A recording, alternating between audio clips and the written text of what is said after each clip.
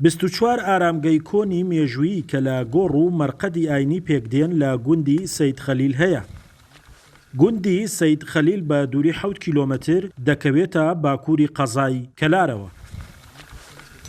شوێنەواری گەرمیان بە نیازی نۆژەنکردنەوەی ژمارێک لەم ئارامگایانەیە و کاری دیزاینکردنی کۆتایی پێهێناوە و چاوەڕێی گەیشتنی بڕی ئەو بودجەیەن کە بۆ تەواوکردنی کارەکان داوایان لە حکوومەت کردووە.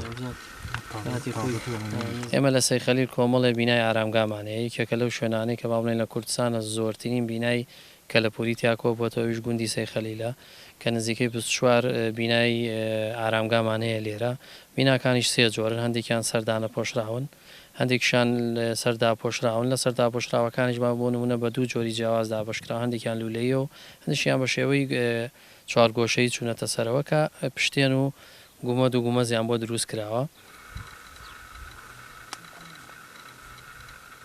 لە سنووری دارەی گەرمیان 600 ناوچە و شوێنی کۆنی مێژووی هەن.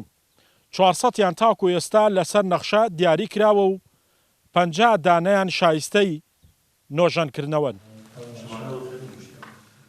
لە ئێستادا تیمەکانی شوێنەواری گەرمیان سەرقاڵی ڕووپێوین و لە قۆناغی دووەمی کارەکانن. نەخشەی نۆژەنکردنەوەکە بەراورد دەکەن بە جۆری خشت و شێوازی دروستکردنی ئارامگاکان. ئەمەپێی بەداداچوونی ئێمە و هەروەها لە ڕووی مێژووی شێوازی بیناسازیەکەیەوە بۆمان دەرکەوتووە بەشێک لەمانە 200 ساڵ تەمەنیانەوە، هەندێکشان 170 ساڵ، هەندێکشان ئەگەڕێتەوە بۆ نزیکەی 100 بۆ 120 ساڵێک.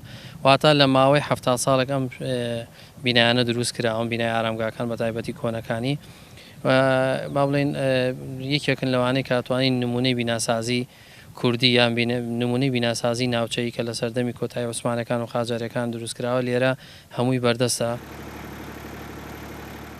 بەڕێبەراتی شوێنەواری گەرمیان پێویستی با بڕی 9 ملیار دینارە بۆ نۆژەنکردنەوەی 35 شوێنی کۆن و کەلەپوری. بۆ کنەوپشکنینی تەپۆڵکە مێژوویەکانیش گرێبەستی لەگەڵ هەرسێ زانکۆی گلاسکۆی بەریتانی و سابێنزا و پۆلۆنیایی ئیتاڵی کردووە.